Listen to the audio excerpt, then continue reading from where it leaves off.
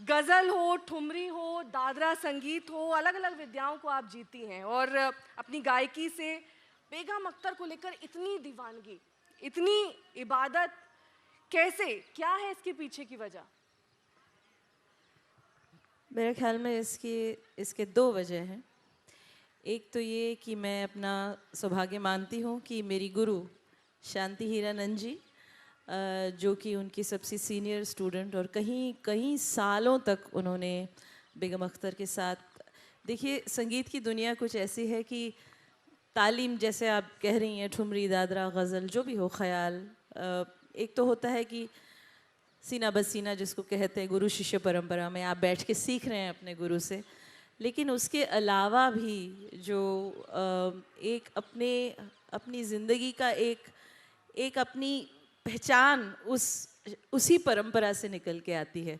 तो शांति जी का इतना गहरा रिश्ता उनके साथ, और उसके बाद मुझे मौका मिला उनके साथ कुछ साल बिताने का, सीखने का। तो ऐसे माहौल में जहाँ आप अपने गुरु के साथ बैठे हैं, जहाँ और किसी किस्म का सोशल मीडिया नहीं है, उस माहौल में जिस तरह की बातचीत होती है वो वाकई नायाब होती हैं और आपके जहन में बस जाती हैं। तो एक तो ये वजह थी, और दूसरी वजह जो शायद पता नहीं लोगों को अच्छी लगे या ना लगे, और वो ये है कि उनकी, बेगम अख्तर की जो एक ख़ुद मुख्तारी थी, जो उनकी एक फियर्स फेमिनिस्ट, एक उनका जो एक अप्रोच रहा है अपनी लाइफ में, वो मुझे बहुत बहुत ही अट्रैक्टिव लगता है। तो शायद दोनों चीज़ें मिला के कहीं ना कहीं मैं उस दुनिया में फंस गई हूँ या रम गई हूँ।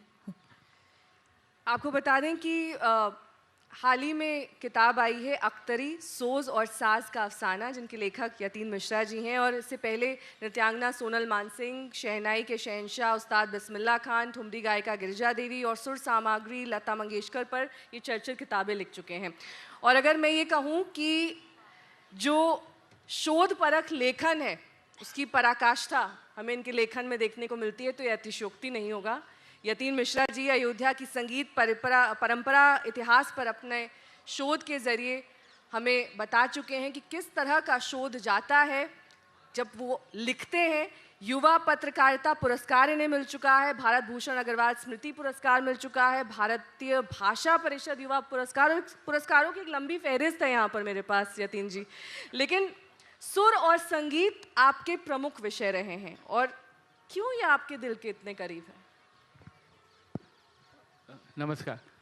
मैं जिस परिवार से आता हूँ उसमें संगीत बहुत रचा बसा था। मेरी दादी बहुत गाती थी और हमारी पूर्वज परंपरा में बेगम अख्तर साहिबा हमारे यहाँ दरबार करने आती थी 1937 से लेकर के 1943 तक।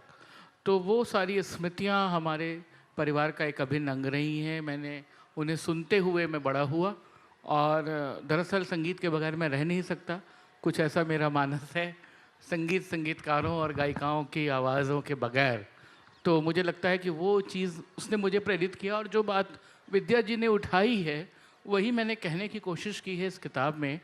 और ये इस किताब का मैं अकेला लेखक नहीं हूँ, ये एक संपादित किताब है। वो इस कारण से कि संगीत पर जितने मैंने काम किए हैं उन सब लोगों से मेरा सौभाग्य रहा कि मिलना हुआ, और मैंने सालों की बातचीत से वो काम किया।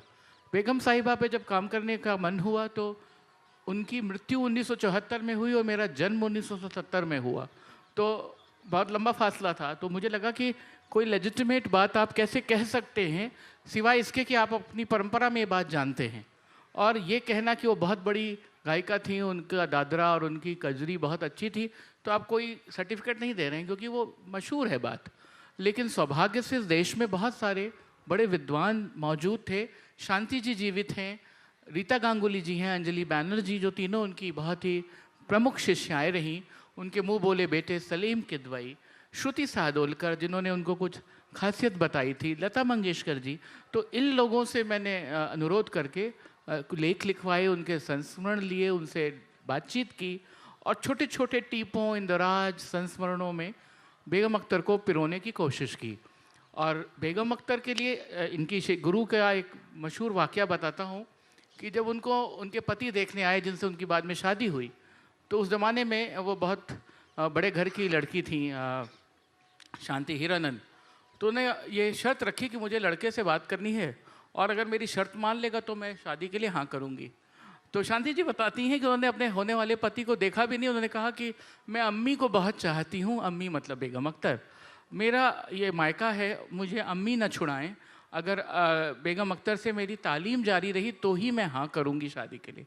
और उन्होंने उनसे कहा कि आप अपनी तालीम जारी रखें, और उनकी शादी हुई और वो दिल्ली गई।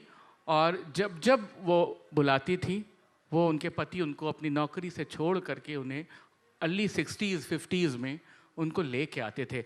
ये बेगम अख्तर का कमाल था, एक ऐसी महिला जिसने अपनी शर्तों पे जिया, जो स्टेज से ये कह सकती थी कि पर्दा गिराओ क्योंकि मुझे कैप्टन सिगरेट पीने की तलब लगी हुई है, और पब्लिक इंतज़ार करती थी, और जब वो सिगरेट पी लेती थी तो पर्दा फिर उठता था और दादरा आगे बढ़ता था।